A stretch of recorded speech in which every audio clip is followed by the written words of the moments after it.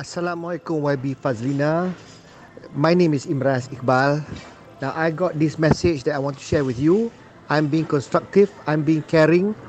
I'm not intending to offend you, but I have advised that you may decide to heed or just chuck out the window. It's up to you. But I'm giving it to you nonetheless, sincerely. Here it is. You are the Education Minister, and a very unfortunate event has been reported.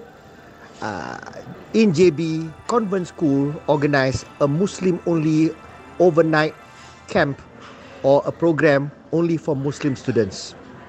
Now, I've seen the response from MOE.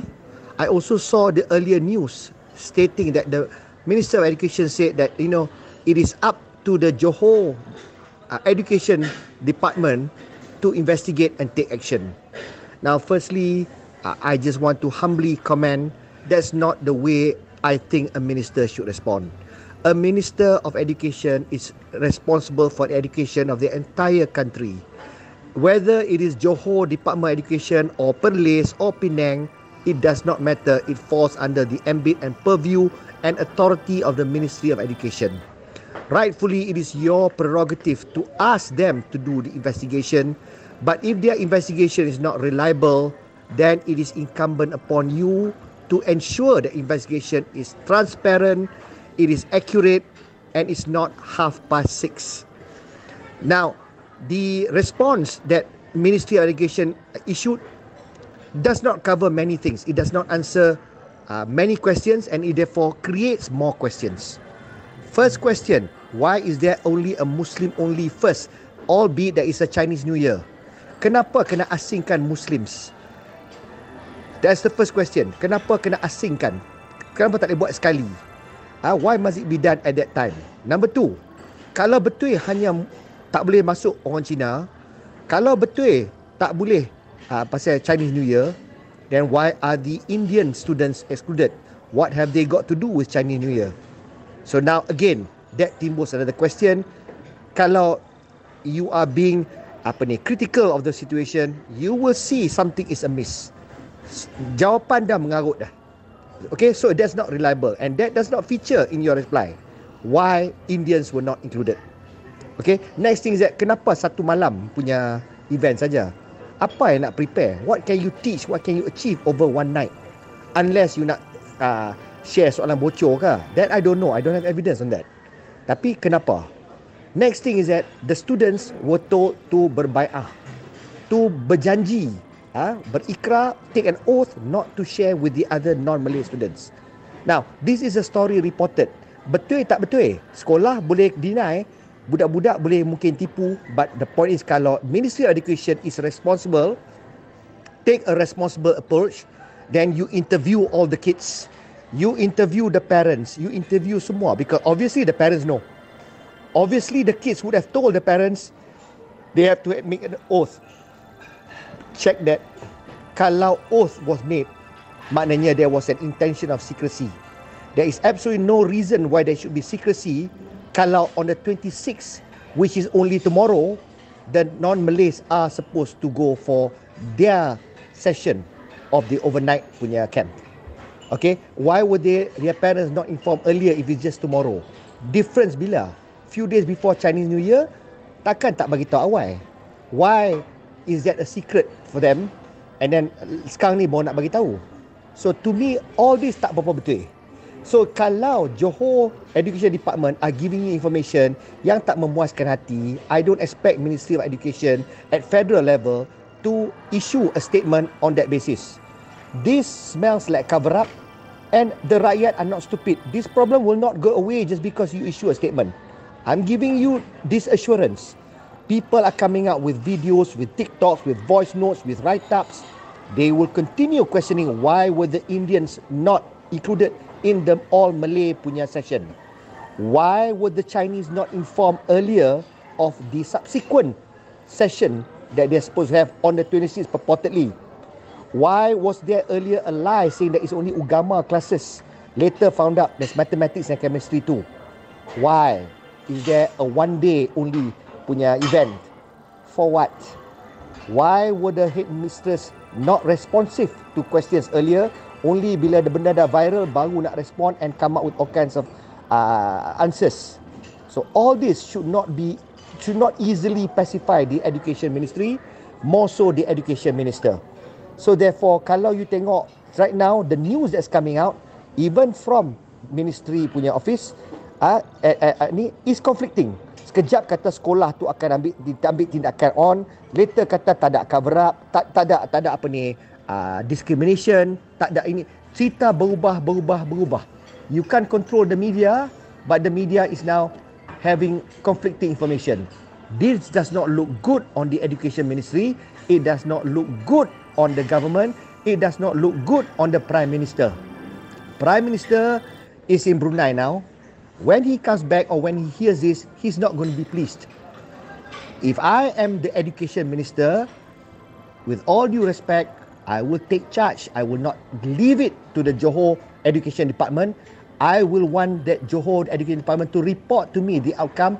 If I'm not happy with the investigation, if I don't think there is ketelusan in the investigation, I dispatch my own team to investigate. And for publicity show, as the Education Minister, I will travel to Johor. I will personally inspect. I will investigate. I will ask the students. I will want to get to the bottom of things. Because I will show the nation, I will show the PM, I will show the parents and all the school that nothing is more important than the harmony of the school and harmony of the races in the country. Nothing is more important to the Education Minister.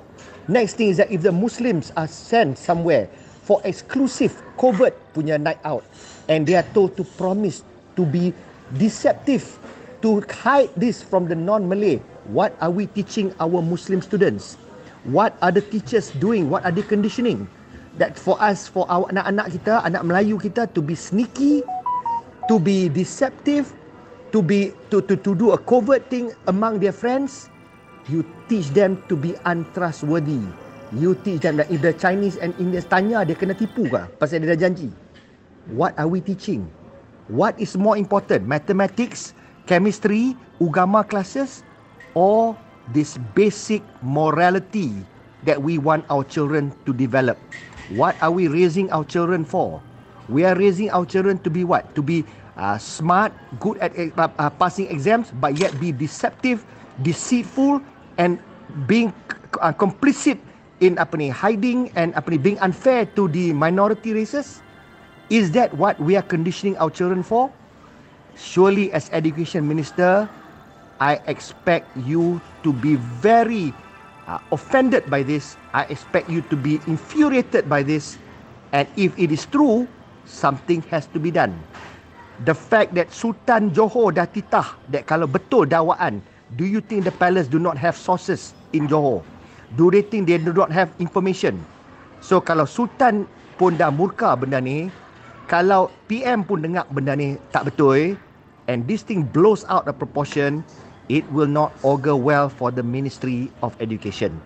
So therefore, my advice, it is not too late. You can chuck my advice out of the window if you think I'm a nobody and you not worth listening to, or you can take my sincere advice, grab the bull by its horn, handle the matter, find out if there's any errand punya headmistress ke or teachers ke, you reprimand, you take action, stern action. Whoever who needs to be sacked, you sack them, because at the end of the day, they are not setting a good example for the students. You be firm, you be strict, you show what metal you are made of. From being unpopular now, you can become famous, you can become revered for the principles you stand for. Take that stand, be the minister we all want you to be, and act fast. Act fast and make sure the whole rakyat knows what you stand for, and that should be reflective of what this Kerajaan Perpaduan is about.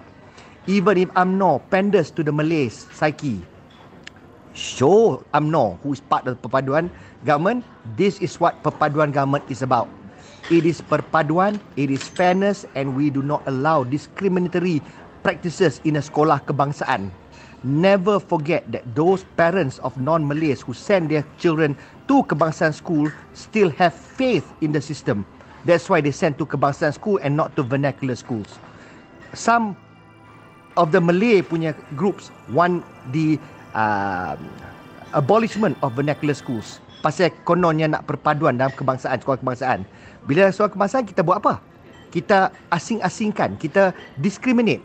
Ada Islam punya overnight course, yang lain kena berjanji tak boleh bagi tahu yang lain pasal dia orang tak boleh pergi. They are the less fortunate few.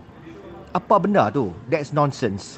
So please, Education Minister, I'm appealing to you, do what is right, do justice to the Education Ministry, do justice to the country, do justice to the school, do justice to the students. More importantly, do justice to your position and to your stature as Education Minister. Assalamualaikum. Have a nice day. I hope you act with wisdom. I hope you act in the best interest of everyone. Assalamualaikum and good night.